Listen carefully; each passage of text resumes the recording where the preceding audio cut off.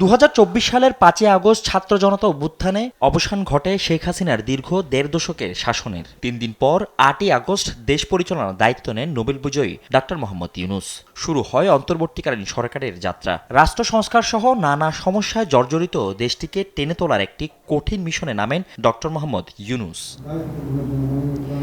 দায়িত্ব নেয়ার পরপরই অগ্রাধিকার পায় বিচার বিভাগ, পুলিশ প্রশাসন, সংবিধান সংস্কার আর নির্বাচনের বিষয়টি। গঠিত হয় উচ্চ ক্ষমতা সম্পন্ন সংস্কার কমিশন। থমকে যাওয়া অর্থনীতি সচল করতে IMF এবং বিশ্ব ব্যাংক থেকে ঋণ সংস্থা সহ বড় বড় কূটনৈতিক অর্জন ছিল এই সরকারের উল্লেখযোগ্য সাফল্য।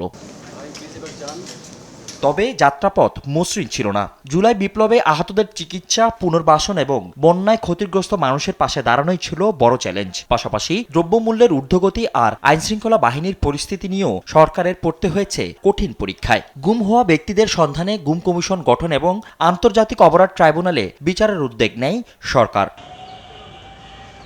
নির্বাচন কমিশন পুনর্গঠন করে একটি অবাধ ও সুষ্ঠু নির্বাচনের আয়োজন ছিল সরকারের চূড়ান্ত লক্ষ্য। সেই লক্ষ্য পূরণ করে ডক্টর ইউনূস সরকার ক্ষমতা হস্তান্তর করতে যাচ্ছে নির্বাচিত জনপ্রতিনিধিদের হাতে। মঙ্গলবার সকালে ত্রয়োদশ জাতীয় সংসদ নির্বাচনের বিজয়ী জনপ্রতিনিধিদের শপথের মধ্য দিয়ে আনুষ্ঠানিকভাবে সমাপ্তি ঘটবে ডক্টর ইউনূসের নেতৃত্বাধীন অন্তর্বর্তী সরকারের। ফজলে আদিত্য, দেশ টিভি, ঢাকা।